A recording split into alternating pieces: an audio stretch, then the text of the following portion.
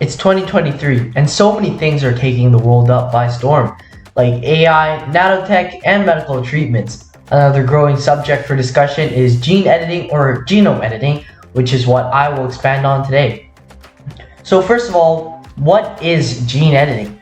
Gene editing is a precise technique that allows scientists to make controlled changes to the genetic information encoded within an organism's DNA, often using a molecular scissor-like system known as CRISPR-Cas9. CRISPR, which stands for Clustered Regularly Interspaced Short Palindromic Repeats, which nobody says, is a section of a virus's DNA that allows a bacterium to recognize and fight an invading virus. This section of the DNA is different for each type of virus, and when that bacteria fights the invader, a Cas1 protein and a Cas2 protein are deployed to cut off a part of the virus's DNA for possible future invasions, more specifically the virus's spacer regions, which is part of the virus's DNA.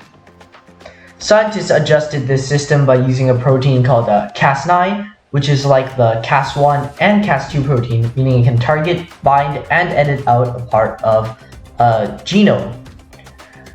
Cas9 is controlled to target and cut specific DNA sequences by being guided to the target site. This is done through a custom-designed RNA molecule known as the guide RNA.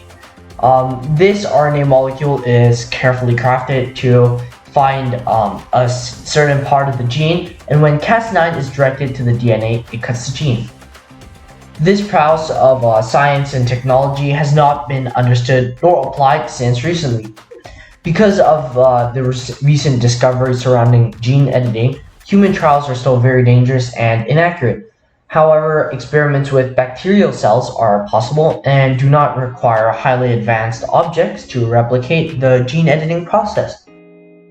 I will today cover a simple experiment with the specific purpose of making a bacterium appear red, and this will clearly show if our experiment was successful or not.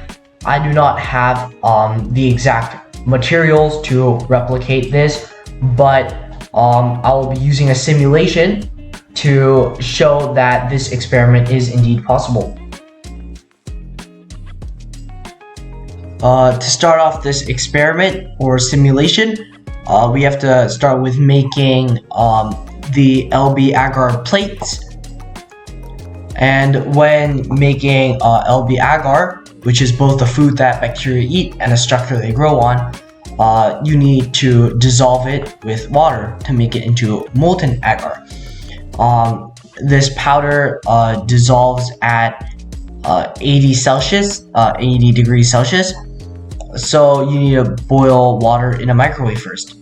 After boiling water, you need to pour the LB agar powder into it.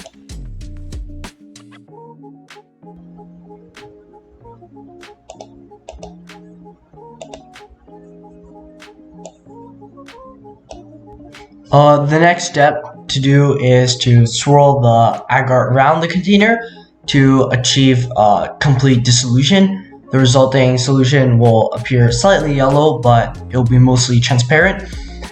Put the product back into the microwave and watch for the agar to foam up, but do not let it overflow. This result will be a mixture called molten agar. After removing the container from the microwave, pour the liquid into a single petri dish. Make sure you pour until the bottom of the petri dish is completely covered. This step is extremely important, and this container will be called the non-selective petri dish.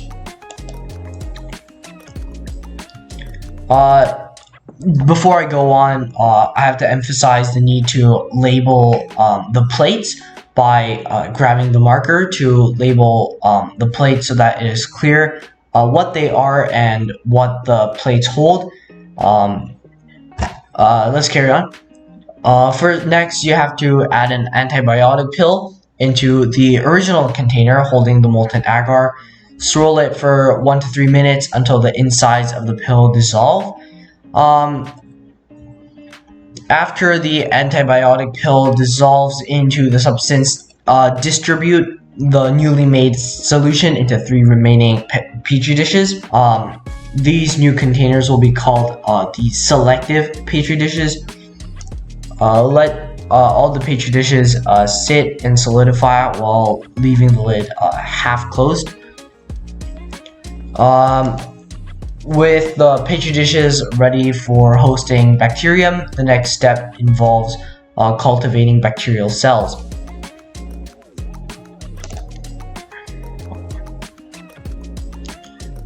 For this next stage, you will need something called streaking stencil, which is what is shown on the screen here. It's a stick that will be dipped into a small capsule containing bacterial cells, or the blank cells.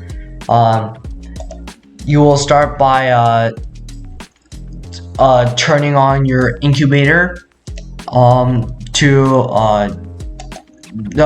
make sure that it is worm when you need it to be worm. Next, you need to streak your non-selective agar plates, the surface of the non-selective agar plates, in a zigzag pattern. To maximize the impact and usefulness of this step, certain steps should be taken while streaking.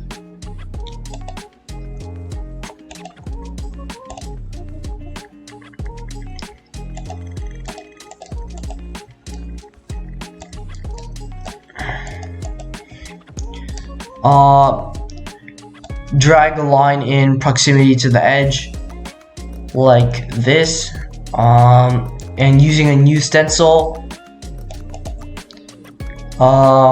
move through the first line in zigzag pattern as shown here.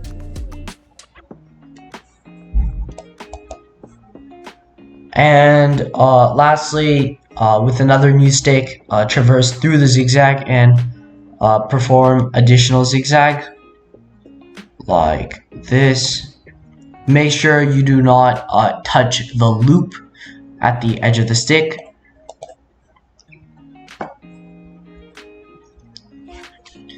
After streaking the cells onto the non-selective agar plates, incubate these blank cells as they have not undergone genetic editing yet.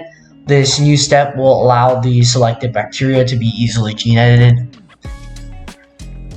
An important step not to forget is to flip the plates, as the moist air will help the bacterial cells grow.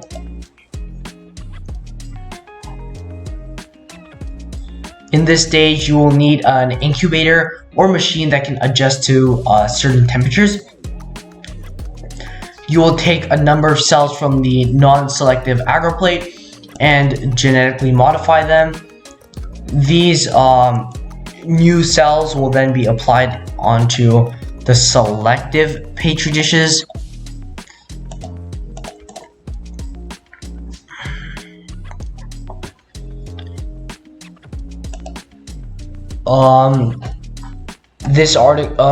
This demonstration will show this process by using an incubator with different sections in which different temperatures can be provided.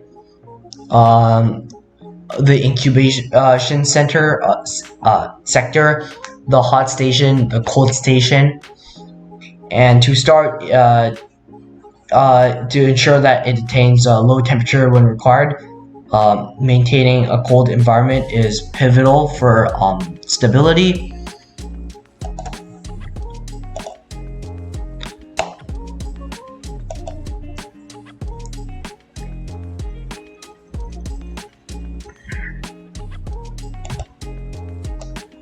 You're going to genetically engineer cells using a procedure called colony transformation. This is when you collect blank cell colonies and then transform them using a DNA plasmid. Start by turning on the cold station as shown on the screen. So when it is cold, you need it. you can get a tube of transformation buffer and put it in the cooling station as the station is cooling down. Now you can collect some blank cells that you'll engineer. First, you need to collect them using the stencil as shown here. Now you put them into the transformation buffer,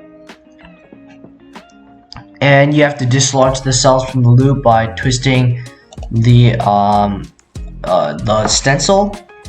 If there are cellular clumps, then the cell inside the clumps cannot interact with the transformation buffer, nor the DNA you'll add in the following step. If this happens, they cannot be transformed. Mixing well is a very important part of doing science experiments.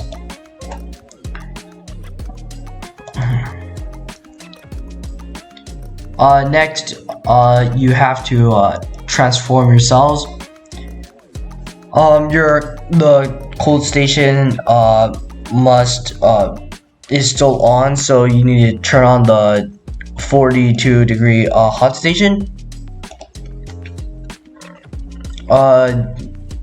Use the stencil again to get a couple of drops containing DNA by simply dipping and twisting it. You'll need to inspect the loop to make sure that the DNA got into the loop. Make sure it is wet. If it isn't, then the DNA didn't get on the loop. Spin for at least 10 seconds, and when you are done, discard the loop or the stencil itself. Incubate the competent cells and DNA on the cold station for 5 minutes. During this time, the DNA binds the cells with help from the salts inside the buffer. Some DNA begins entering the cells. Now that many DNA plasmids are bound to many cells, you need to heat shock the cells. By heating the cells from cold to hot, the membrane of the cells become more fluid, and the DNA is better able to pass through the cell membrane. This is a procedure called a heat shock, as said before. I'll now drag the transformation buffer into the hot station. Now your DNA is entering many cells. Now you need to trap the DNA inside. You do this by cooling the cells now. At cooler temperatures, the cell's membranes get more rigid, which helps to trap the DNA inside the cells. After 90 seconds have passed, you can move the tube back to the cold station, and after 2 minutes of waiting, the cells should be cold again, and the membranes are rigid.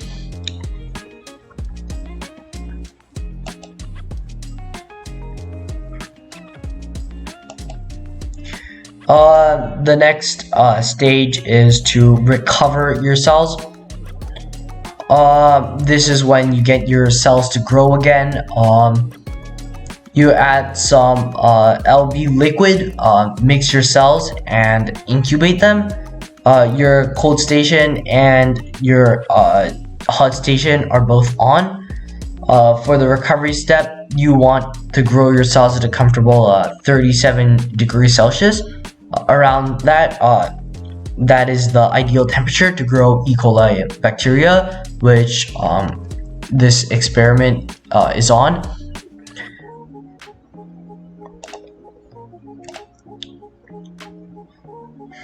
Now you'll grab the recovery media inside the incubator and pour the liquid into your tube of cells and DNA. LB media is similar to the LB agar you use to make the LB agar plates. The difference here is that there's no agar.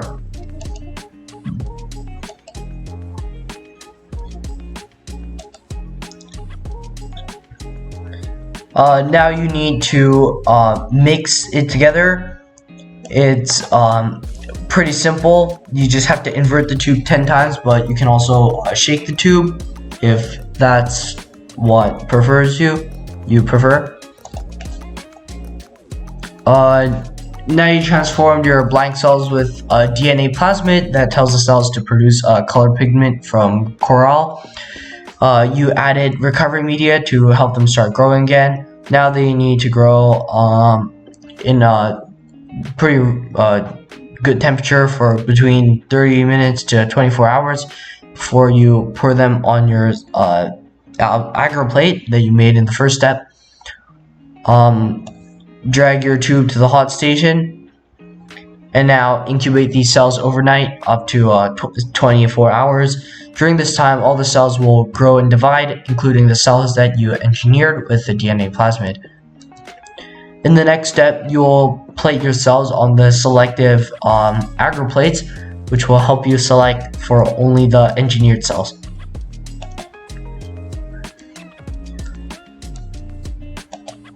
Now the next step is to pour the transformed cells onto the selective LB agar plate that you made in the first step.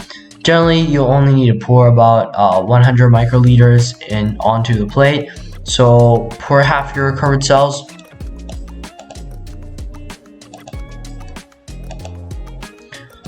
Use the yellow tube to spread the transformed cells around.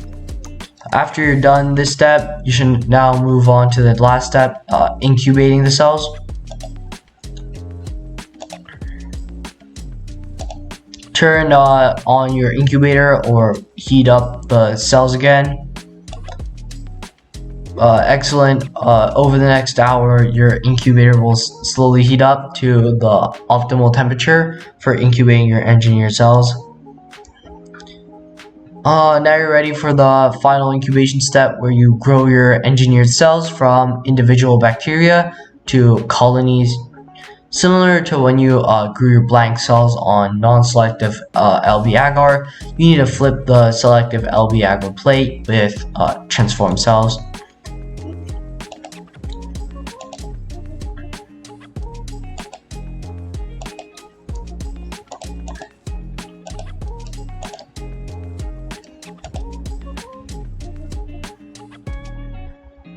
After waiting for 24 to 48 hours, your transformed bacteria will grow.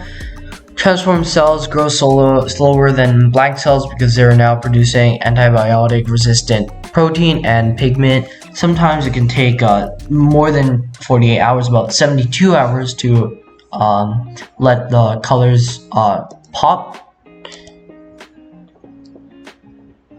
Here's a time lapse of what your cells might look like after 24 hours or more. If you compare them with the blank cells from before, this is what they will look like. You can clearly tell the difference. That's how you know that this experiment was a success.